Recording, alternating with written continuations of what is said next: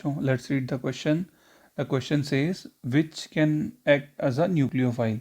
Options are boron trifluoride, ferric chloride, zinc chloride, and last option is ethyl magnesium bromide. बच्चों, इस question को करने के लिए जो की कॉन्सेप्ट हमको पता होना चाहिए वो क्या है? हमको पता होना चाहिए what are nucleophiles and electrophiles, ये हमको पता होना चाहिए तो हम ये क्वेश्चन कर पाएंगे। क्वेश्चन में पूछा है, 4 ऑप्शन दिए हैं, उसमें से बताना है कि कौन सा जो है न्यूक्लियोफाइल है। तो हम एक एक करके देखते हैं। देखो, पहले बता दूं आपको न्यूक्लियोफाइल क्या होता है। न्यूक्लियोफाइल फ्रेंड्स क्या होता है? जो न्यूक्लियस लविंग होता है। न्यूक्लियस मतलब पॉजिटिव चार्ज, तो पॉजिटिव चार्ज लविंग स्पीसीज जो होगा, तो पॉजिटिव चार्ज लविंग स्पीसीज कौन होगा? जिसमें नेगेटिव चार्ज होगा, जिसमें क्या होंगे? इलेक्ट्रॉन ज़्यादा होंगे। इलेक्ट्रोफाइल क्या होता है? Electron loving species. ठीक है, इलेक्ट्रॉन लविंग स्पीसीज कौन होगा? जिसके ऊपर पॉजिटिव चार्ज होगा, जो जिसमें इलेक्ट्रॉन कम होंगे।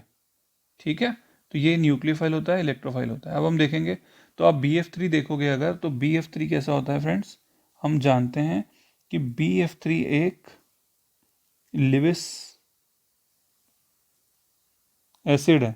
लिविस एसिड का मतलब क्या होता है? विच कैन एक्सेप्ट इलेक्ट्रॉन, जिसकी इलेक्ट्रॉन कम होते हैं। ठीक है, तो ये तो न्यूक्लियोफाइल हो ही नहीं सकता, इसमें तो इलेक्ट्रॉन कम है।